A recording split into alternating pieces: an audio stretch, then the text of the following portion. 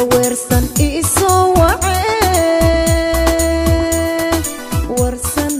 iyo weersan isoo wacee bismillaahi raxmaani raxiim kulanti wacan qiyaarta hawada naga daawanaysa idilkiinba meel kastoo aad nagala socotaan 6 bisha Febraayo waa maalin caalami ah oo loo asteeyay in laga hortago gudniinka gabdhaha iyadoo munaasabad ballaaran oo ay ka soo qayb galeen jaaliyadaha kala duwan oo ay ka mid ahaayeen jaaliyada Soomaalida lagu qabtay magaalada Utrecht ee wadanka Holland waxaana halkaasi kula kulannay Marwo Sahra Siyaad Naaleeye oo ah madaxa mashruuca ka hortagga gudniinka gabdhaha ee dalada Efsan waana wax ka weydiinay munaasabadii halkaasi lagu qabtay iyo waxyaabihii halkaasi loogu wada hadlay Sahra adigoo maasan marka hore waxaan rabaa inaan ku weydiiyo barnaamijkan maanta aad qabateen inkastoo aan la wada soconay in ay tahay maalintii loo asteeyay in laga hortago gudniinka fircooniga adduunka meel kasta bulshooyinka jooga ay sameeyaan maxaa dhab ahaan lagu soo bandhigay waxyaabaha sida gaarka ah diiradda loogu saaray maxay ahayd maanta waxa waaye 6 Febraayo waxoogaa yar taariikhdeeda haddaan dib u raacno sanadkii 2003 ayaa waxaa lagu qabtay shir weyn magaalada muxuu ahaayay Addis Ababa ee Itoobiya marka maalintaas ayaa la isla gartay in loo astaameeyo maalintii ka hortagga gudniinka gabdhaha Soomaali kaliya ma ahan waxa isticmaalo wadamo badan marka sanad kastaba 11 sano u dambeeyay sanad kastaba wadanka Holland ururka Efsan iyo ururo badan oo muxuu ahaayay oo Netherlands ah ayaa isu yimaado ujeedadana waxa waaye in maalintaas la fiiriyo dib loo fiiriyo waxyaalihii la qabtay iyo waxa soo socda iyo ujeedada ugu weyn ay tahay si arintaanba gabi ahaanteedba loo jooji lahay marka maanta waxay ka mid tahay maalmihii hore oo muxuu ahaay aan sameey jirnay 6 Febraayo waa ujeeda intaano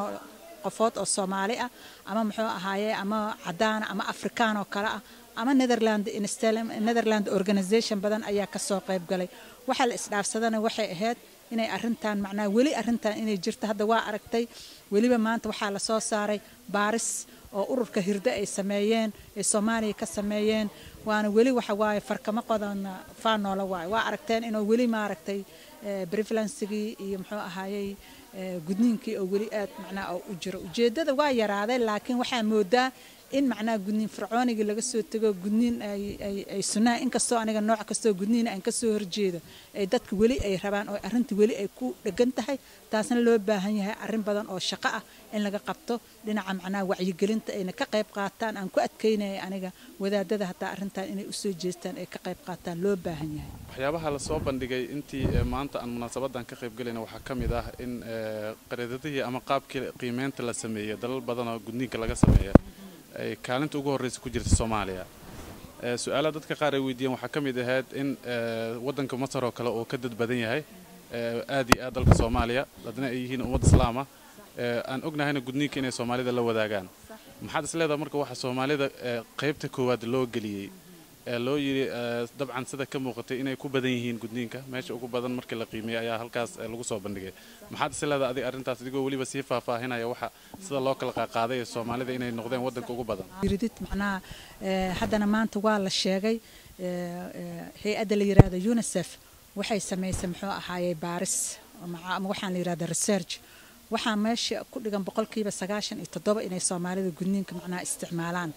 markii wadankan aan u soo noqdo Soomaalida ugu badan oo gudniinka isticmaasha annaga u badan masaari badan way degan tahay laakiin masaarida waxay ku andacoodaan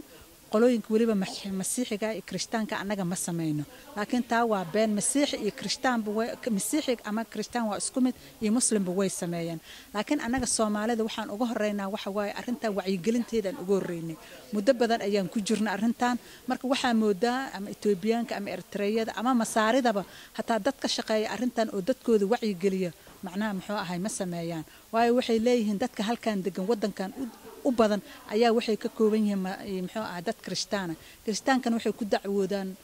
ama ku andacoodeen anaga ma sameeyna arintaas taas ayaana numberkooda tira ahaan way naga badan yihiin dadka inta degan laakiin arintan markii la soo qaadana waxay ka been sheegaan inayna arintan ayna sameeynin barnaamijkii hirda ay soo bandhigtay oo ay sheegeen meelo badan oo dalka Soomaaliya gudaha kamid ah dhinaca koonfurta waqooyiga qaybo kale oo gada ka mid tahay ka soo sameeyeen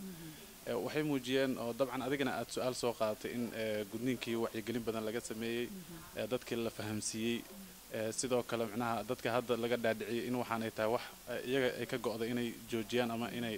ay go'aan ka qaataan waxaad aad u soo qaadatay in markay ay ku soo koobeen inta badan qaybta ay soo bandhigayeen in sunnada ay tahay hadda waxa socda dadkana badankooda ay aaminsan yihiin weli gudniinka sunnada inay tahay wax ama diinta xiriir la leh ama ay u arkaan waxaan dhib badneen marka arrintaas bal faahfaahin ka bixi adiga saad uga hadashay iyo ra'yigaas sidaad u aragtid horta hay-adda hirda waxay sameeyeen baaris weyn ayay Soomaaliya ka sameeyeen inkastoo weli macnaha warbixintii ugu dambeeyay ayna soo saarin ayna dhawaan insha Allah ay soo saari doonaan laakiin sida ii muuqata macnaha waxa waaye in su'aasha ugu horeeyda waxay ku bilaabeen maanta haddaad tahay gabar Soomaaliyeed oo Soomaaliya aad ku nooshahay boqolkiiba macnaha 78 ilaa boqolkiiba 97 waxa u tahay halis in lagu gudo ayuu ahay macnaha waxaan ka soo ifbaxayna waxa waaye meesha waxay dhaheen hadda gudniinka waxa moodaa in gudniin fircoonigi oo yaraaday laakiin dadka ay u badan yihiin gudniinkii sunnaha ahaa oo ah boqolkiiba 65 inay dadka jecel yihiin inay sameeyaan gudniinkii sunnaha marka sunnihii marka xarafkii sunnaha la isku haystaa sababtoo ah waxa waaye gudniinka kuma yaala quraanka waxaa la yiri waa sunna sunnana waa waxa sameyn kartid ama aad iska day kartid oo wax qasaba ma laha marka sidaa daraadeeda aniga su'aasheedu waxay ahayd meeshan waxaan macnaa aan ka waayay waxay ahayd macnaa doorkii hadiiba meeshii sunna la keenay diintii baa xoogaa lagu xiray marka doorkii macnaa culimadeeni macnaa muxuu ahaayay oo ama Soomaaliha ahaata ama dad kale ha ahaata ayaa igala maqnaaday waayo arrintan macnaa lacala wadankan hada Holland nooc kasta gudniina waa mamnuuc laakiin dadku waxay jecel yihiin inay sameeyaan sunnihii dadkii kale oo muslimiina soo anaga kaliya muslimiin ma nihiin waxaana la degan dad badan oo muslimiin ama Iiraan ha ahaada ama Marookaan ha ahaada ama Turkiya ha ahaada marka waxay nala yaaban yihiin eragan macnaa gudniinka aan sunna ka dhigayno waxaasaba nala yaaban yahay aniga taa waxaan tagay Islamic University oo Rotterdam ku taal waxaan dhahay arrintan naga kaalma oo arrintan waxay dhaheen waxa waaye waa arrin macnaa oo dhaqana waa arrin cultural marka arkay dhaheen dadka macnaa kristaanka ama diinta haysanin ama animisiga la yiraaho geedaha iyo macnaa aaminsan in ahtaa ay ku dhaqmaan ayna sameeyaan marka Cabdullaahi waxay arrinta dhan iskugu soo aruurtay waxa waaye arrintan hataa sunnaha la leeyahay macnaa in wadaadada ay dib u fiiriyaan waayo wadaadadii kale ama professoradii kale oo jaamacadda oo Rotterdam dhigay waxay dhaheen arrintan laguma magacaabi karo waa sunna waa dhaqan fiiriye dhaheen dadka kale oo idan la sameeyo aan diinta islaamka aan haysanin waana maadaama hadda dhibaato diinta islaamka runtii hadda oo guud ahaanba lagu hayo haddana in gudniinkii gabdhaha haddana lagu xiro taas ayay runtii aqoon-yahanada ay ka xumaadeen haddaan usoo laabano waddanka hadda aan joogno Holland hay-adihiina isu tagay sanad ka shaqaysaan waxaa inta badan la sheegaa qurbaha Soomaalida joogta inay inkastoo meelahan ay ka tahay mamnuuc oo dhibaato badan ay la kulmi karaan qoysaska hadday gabdhahooda u bareeraan inay gudaan inay jirto mararka qaar in la wado ama Soomaaliya la geeyo ama meelo ka baxsan dalalkan Yurub maxaad arrimahaas noogu sheegi kartaa ma jira weli ma taagan yahay fikir noocaasa bulshada Soomaaliyeed ee Holland ku nool in qaarkood weli ay dhici karto inay gabdhahooda wadaan si ay u soo gudaan ama maxaa hadda is leedahay dadkii ma wada fahmeen arrintan ma ka joogsadeen mise waxba weli socdo arrimahaas quseeya marka aan soo qaadanayna qaasatan shaqadii aad inta aad waddankan ka shaqaynayseen hawlahan aad qabateen oo aad hadda ka ogtiin aad noo sheegi kartaa su'aal fiican oo meesha ku jirta runtii hadda markaad ummadda Soomaaliyeed fiiridid horta kulli dhibaatadan way fahmeen waaridiinta dad badan oo gabdhahoodii aan gudan way jiraan laakiin dadku weli way ka xishoodaanoo macnaha ma sheegaanoo way ka gabadaanoo maba ogolaba inay erayga gudniinka ay ka hadlaan laakiin tan aan sheegayo waxa waaye maxaa way jiraan runtii dad gabdhaha waqtiga macnaha fasaxyada wada oo Soomaaliya ama muxuu ahaa ama Somaliland ama meel kale ama Afrika geeyo oo gabdhaha soo gudo way jiraan laakiin ilaa ay hadda dad Soomaaliyeed oo la qabtay macnaa ama lagu qabtay arrinta oo maxkamad la geeyay ma jiraan waa un arrin dadka ay leeyihiin ay toonsan yihiin waliba taa waxa la toonsan yahay in gabdhaha qaarkood halkan laga wado oo Ingiriiska la geeyo oo lagu soo gudo laakiin saas ayaa loo baaray laakiin wali qof macnaa oo lagu qabtay arrimahaasi ma jiraan marka macnaa maadaama nooc kasta oo gudniina meeshan ay ka mamnuucnay ee waaridiinta qaar waliba waaridiinta ka imaata West Africa ay ku andacoodeen anaga waxaan rabnaa wax gacan qabsi ah oo muxuu ahaay aan waaridkeena ula tagno markaan wadanka ku noqono sharci kaliya ama nooc kasta gudniina waa ka mamnuuc meesha mana anfacaay sida daraadeed ayaa hataa maanta waxa laga dhawaajiyay arrintan la yiraahdo muxuu ahaayay ka hortaga gudniinka macnaa buugan yar oo baasaboor ku eg oo af Soomaali ku qoran oo afaf badan ku qoran oo af Carabi ku qoran af Ingiriis ku qoran am Xaar ku qoran ayaa la sameeyay buuggan ayaa qaadan karta buuggan yarkaa wuxuu ku dhig waxaa laga heli karaa macnaa meel kasta oo ilmaha tallaalka ka qaataan ama meelaha consultancy bureau la yiraahdo ama annagaba hataa waa haynaa marka buuggan macnaa waxaa ku qoran dhibaatooyinka gudniinka ah iyo waxaa ku qoran inuu mamnuuc ka yahay wadankan waxaana uu usii fiican yahay waxaa saxiixay wasaaradda caafimaadka iyo wasaaradda muxuu ahaayey oo cadaaladda iyo amniga ayaa macnaha saxiixday maanta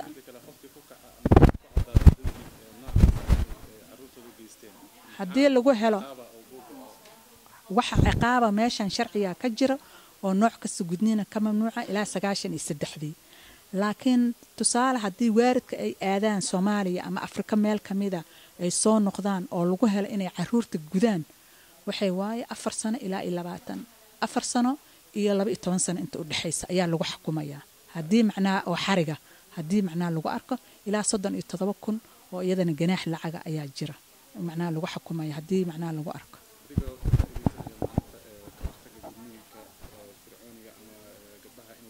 bulshada Soomaaliyeed ee ku daawanaysa aad ugu baaqi lahayd si arrintan ay ugu qayb qaataan Soomaalida ay gebi ahaan bixi karaan waxaan marka hore bulshada Soomaaliyeed ee daawanaysa aan u soo jeedinayaa arrintan inayna sahlanin waayo waxaa moodaa arrintan in waxoogaa afka laga ilaaliyo aan waxba saasa laga soo qabanin annaga meeshan wadan ajaanibahan joogna muxuu ahaayay wixii macnaa karaankayna ah ama wacyigelinta ah waa wadnaa si dadkayna ay arrintan uga badbaadaan maadaama ama loo baahnayn arrintaana ay diin ahayn dhibaatooyin badanna ay keeneen sidaas macnaa in macnaa loo joojiyo taasna waxay u taallaa waa waaridka ayayna ku xiran tahay inay ilmahooda yaryarka iyo gabdhahooda badbaadiyaan dastuurka wadanka waa lagu daraa la yiri arrintan macnaa in la xoojiyo weliba muxuu ahaayay hay-adaha macnaa oo ka shaqeeya ama NGO-yada hataa waxaa moodaa inay ka gaabsadeen waxaa moodaa xamar oo kale waayadan dambe in xooga la saaray kufsiga aniga kufsiga waa arrin macnaa muxuu ahaayay laga xumaada laakiin waxaa moodaa in hataa hay-adaha qaarkood markaan website-yadooda arko ma aad arkaysid arrin gudniinka macnaa muxuu ahaayay laga hadlo gudniinkana 88 ayaa xamar lagu qabtay international conference oo macnaha laga waa 26 sano ku dhawaad ka hor ayaa lagu qabtay haddana waxaa moodaa inay dadkii oo dhan in laga gaabiyey marka waxaan u soo jeedinayaa gabdhaha iyo ragga iyo macnaha arrimahan ku mashquulsan gaar ahaan dhalinyarada wadaadada haweenka inay arrintan u soo jeestaan maalin kasta aniga telefishinka waan fiirsadaa laakiin arrimaha laga hadla kufsi iyo waxa laakiin kufsi waxaa ka daran gabar yar oo maalin kasta jiiq laga siinay dadaa xamar taga ama Soomaaliya taga oo soo noqdo waxay leeyihiin oo weligay la socoto waxay leeyihiin sahra hawshan waxaa looga baahan yahay halka weli gabdhihii sidii ayaa loo gudaa marka waxaan aan u farayaa macnaa ummadda Soomaaliyeed